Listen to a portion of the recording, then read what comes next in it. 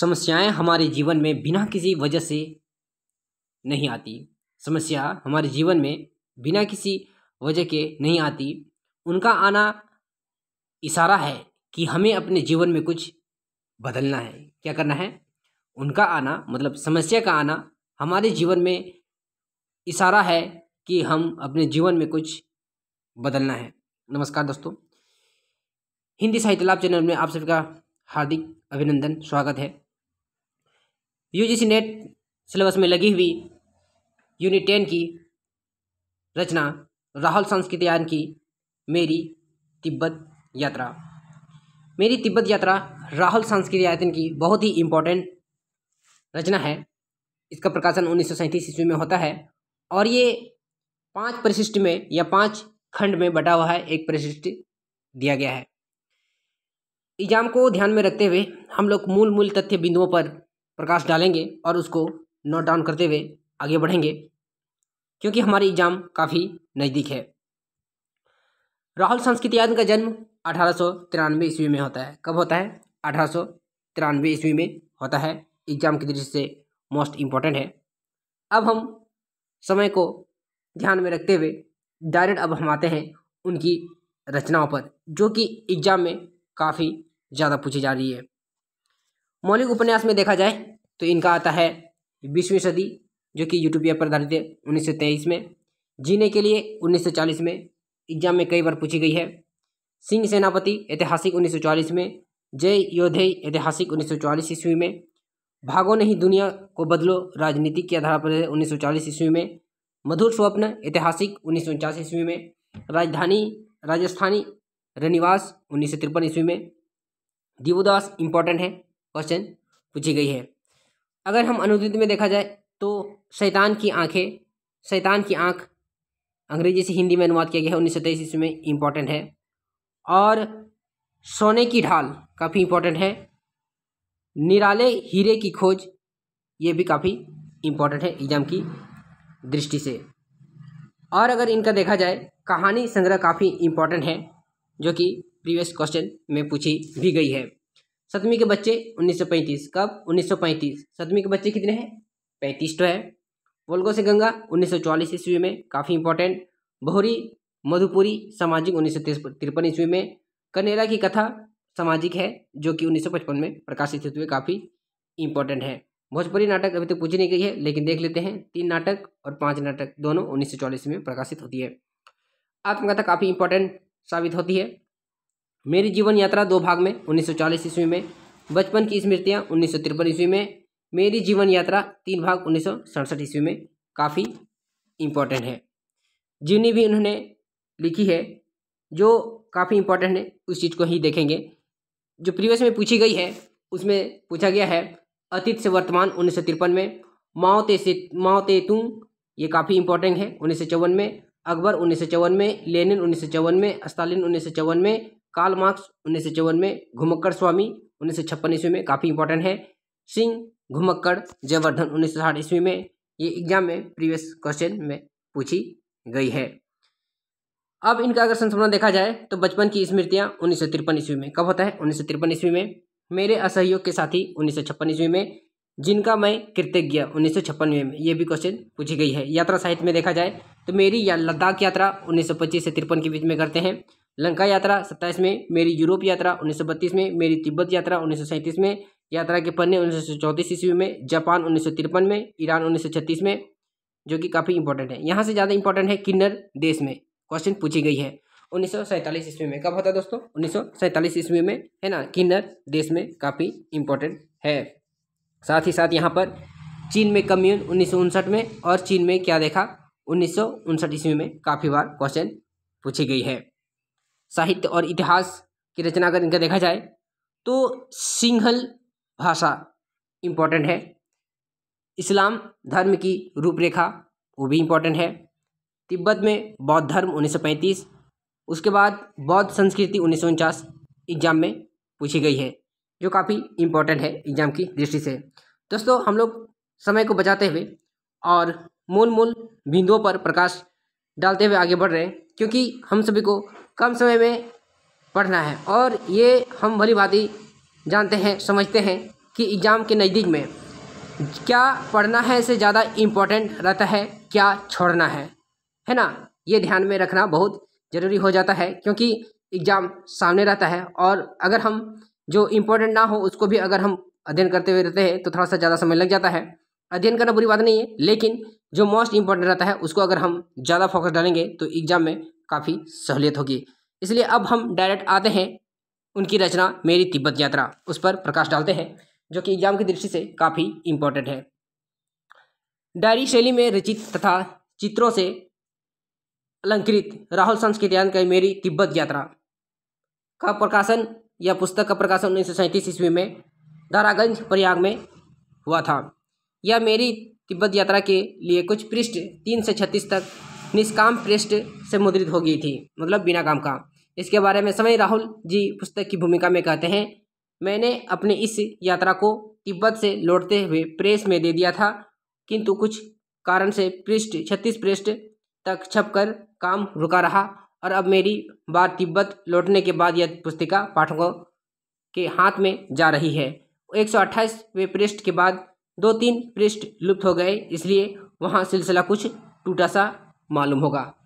यहाँ से मतलब भूमिका से एकदम क्वेश्चन आजकल मोस्टली बनना शुरू हुआ है, इसलिए इसको ध्यान में रखेंगे कि किस रचना से इसका भूमिका लिया गया है या इसका क्या भूमिका है।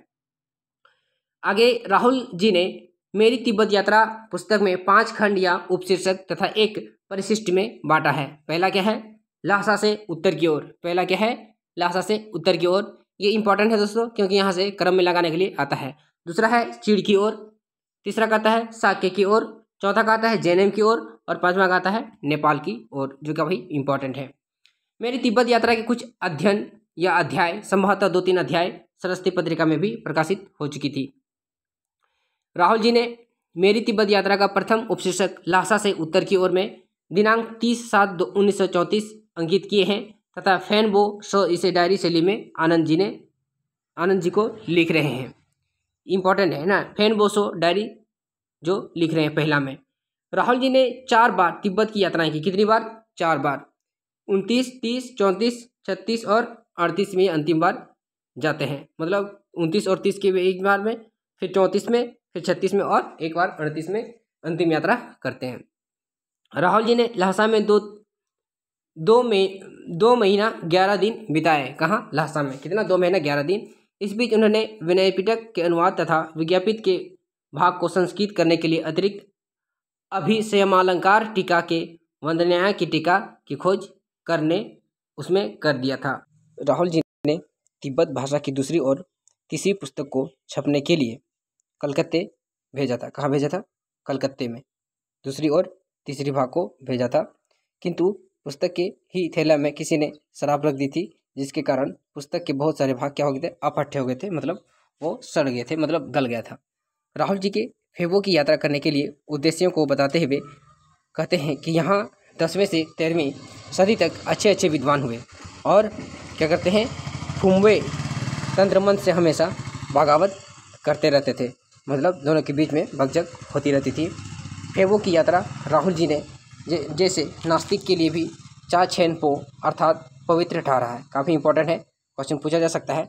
ये जो अर्थ है चा छेन पो, इसका क्या मतलब होता है? तो पवित्र होता है। क्या होता है? पवित्र। राहुल जी ने नालंदा तिब्बत की यात्रा 31/7/1934 को पा यासे से शुरुआत करते हुए मठ पहाड़ के ऊपर ना होकर मैदान में है। कहाँ है? मैदान में। पा यासे मठ को दीपांकर श्री ज्ञान के परिशिष्य को पो तो पा रीन छेन गसल के शिष्य लड़ थड़ पा दो जेरा सेड़ गे बज्र सिंह ने बनवाया था। ये जो नाम है वो तिब्बती नाम है, इसलिए थोड़ा सा अटपटा सा लग रहा है। पा यासे मठ का एक संत लड़ थड़ पा संसार के दुखों को हर वक्त इतना महसूस करता था कि उसके लिए हंसना हराम हो गया था। कहा जाता है कि उसके पूरे जीवन में मात्र 3 बार वो हंसा था। कितनी बार? 3 बार। लेखक के साथ गए धर्मवर्धन ने लड़थड़पा के द्वारा बनाए गए बिहार में दीवार पर लिखे बीजक के पदों को उन्होंने लिखना शुरू किया। लेखक पा यासे के बाद नालंदा गए। ध्यानतब हो कि बिहार के नालंदा के नाम पर लंका और तिब्बत में भी नालंदा है। नालंदा में 15वीं शताब्दी के आरंभ में ही बिहार का निर्माण हो गया। निर्माता रोडसन तौन शाक्य ग्योलमोचन अपने समय में अच्छे और क्या थे, दार्शनिक थे, मतलब देखने वाले। तिब्बत का नालंदा भी विद्या का केंद्र था। यहाँ 2500 रहने लायक घरों में 500 भिक्षु रहते थे। कितने? 500 भिक्षुओं का उसमें डेरा बना हुआ रहता है। रेडी पुराने चित्रपटों की संख्या दर्जन भर बताई गई है। लेखक को आश्चर्य इस बात का है कि सारे चित्र भारत के अजंता के चित्रकला के एकदम हूबहू हैं। ब्रायन ग्रैब के लोग सरेट रब दिवस में माँ और गैड्स रब शर्मा मठ के चित्रपटों को थर्ड भारतीय चित्रकूट कहते हैं। इन चित्रकूटों की संख्या 16 है। दोस्तों, ये जो शब्द आ रहा है तिब्बती, ये क्वेश्चन में पूछी नहीं जाती है, लेकिन कहीं कहीं इसको ध्यान रखना है कि ये शब्द किस रचना में आया हुआ है। लेखक बताते हैं कि 11 खड़का का पहला नाम 11 खड़ राजगिरी था। इनकी पृष्टि वहाँ के पाषाण स्तंभ से थी। राहुल जी ने 2/8/1934 को अपने फोटोग्राफर नातिलाने के साथ लासा से लौटकर आए। यद्यपि वे एक सप्ताह रहकर पोतो, गंदन, छोकोर तथा येवा जैसे मठ को देखना चाहते थे, किंतु उनके साथ गए सोनाम युगाम पर आगे जाने से इनकार कर देते हैं। मतलब जहाँ यात्रा कर रहे थे उस चीज़ से आगे, अब वहाँ से आगे ना जाने का इरादा बना लिया था। राहुल संस्कृति आयन जी मेरी तिब्बत यात्रा का दूसरा खंड चीड़ की ओर क्या है, चीड़ की ओर भी पत्रात्मक शैली में आनंद जी को पत्र लिखते हैं। किसको लिखते हैं? आनंद जी को। ये एक मोस्ट इंपॉर्टेंट पात्र है आनंद जी, जो कि दूसरे खंड में आते हैं चीड़ की, और वो पत्रात्मक शैली में लिखते हैं। चीड़ की ओर की शुरुआत राहुल जी ने आनंद जी को संबोधित करते हुए लिखते हैं कि 8 अगस्त को फेनबो लौटकर लासा पहुँचे और उससे पहले की बात पिछले पत्र में लिख चुके थे। इस महीने में कोई बड़ा काम नहीं किया, सिर्फ साम्यवाद ही क्यों को समाप्त किया गया। मतलब इस बार जो पत्र में लिखा गया उसमें ज़्यादा काम ना होने के बारे में लिखा गया था। आगे कहते हैं राहुल जी चीड़ की ओर उपशीर्षक में कहते हैं बेल साहब को तिब्बत काले बेल लू छेन कहते हैं, है ना। ये उनका वहाँ का यात्री रहते हैं या वहाँ के लोग रहते हैं। लून छेन भोट शासक दलाई लामा के बाद दूसरा पद है। इस पदवी को सर चार्ल्स के मित्र स्वर्गीय दलाई लामा प्रदान करते हैं। कौन? दलाई लामा प्रदान करते हैं। लूट मठ की विशेषता बताते हुए राहुल जी कहते हैं यहाँ भिक्षु और भिक्षुणी दोनों एक साथ रहते थे और दोनों अधिकतर इस मठ में पैदा हुए हैं, और कौन किसका पुरुष और कौन किसकी स्त्री इसका बड़ा कोई नियम नहीं था। मतलब सबके लिए वो बराबर था। राहुल जी ने गैंची में संगीत चीज़ों को पंडित ब्रजमोहन व्यास म्यूजियम और जयसवाल जी पटना के पास भेजे गए थे। राहुल जी का गैंची में शारीरिक विकार के रूप में ज्वर और कब्ज की शिकायत बनी रही। कैंची में राहुल जी को प्रशांत चंद्र चौधरी का भरा कैमरा और 12 दर्जन फिल्म भी उसमें मिला था। है ना, कहाँ मिला था? गयांची में।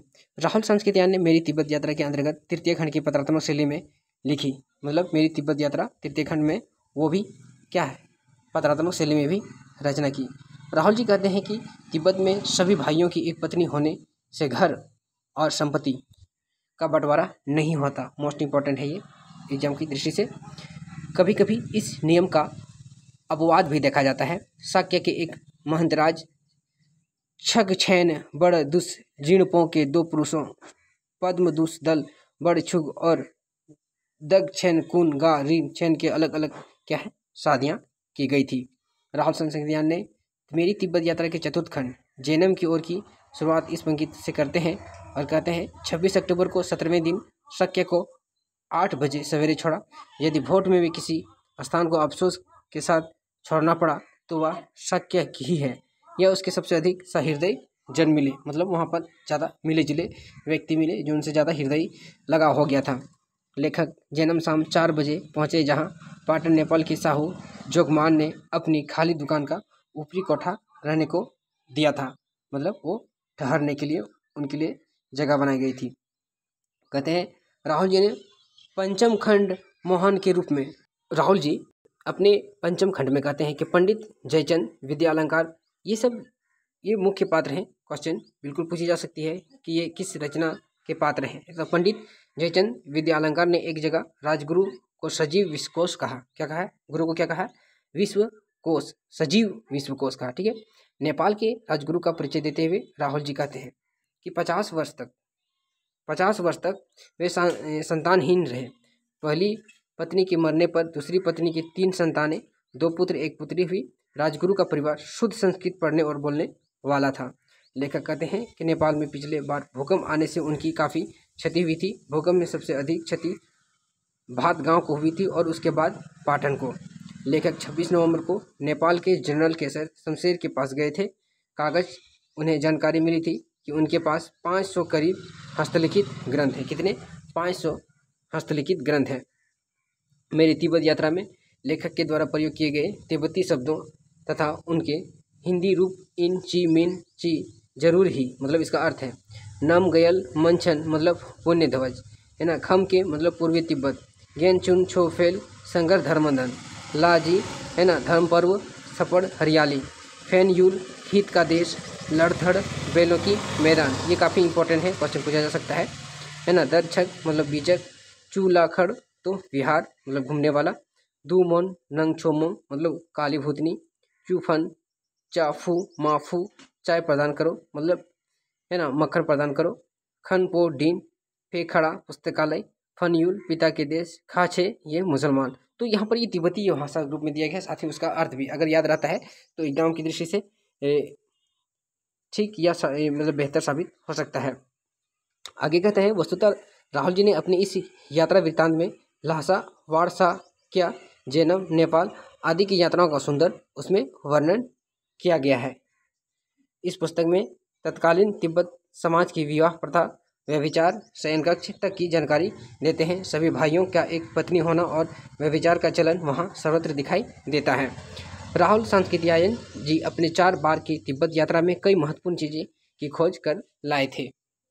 तिब्बत की प्रथम यात्रा के दौरान राहुल जी ने तिब्बत के विभिन्न स्थानों है ना तंजूर कंजूर आदि से करीब 150 चित्रपट और कई ताल पोथियाँ प्राप्त किए थे मतलब किताबें।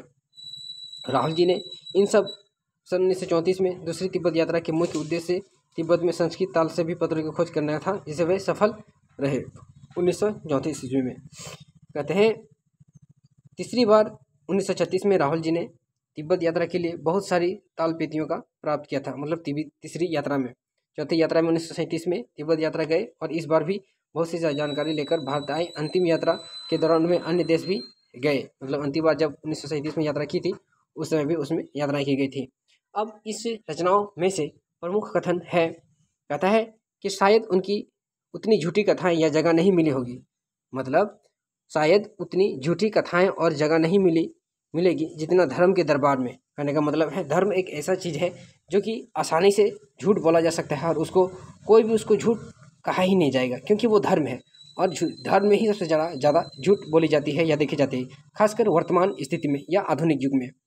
धर्म वस्तुतः झूठ की आयु को लंबा करने में बड़ा सहायक होता है। मतलब धर्म का जो आयु है उसको लंबा करने के लिए झूठ एक ऐसा माध्यम है जो उसको उसका समय और बढ़ा देता है। इनाम अकराम देने पर भी यदि तिब्बत में आदमी भले मानुस निकल जाए तो उसका शुक्रगुजार होना चाहिए।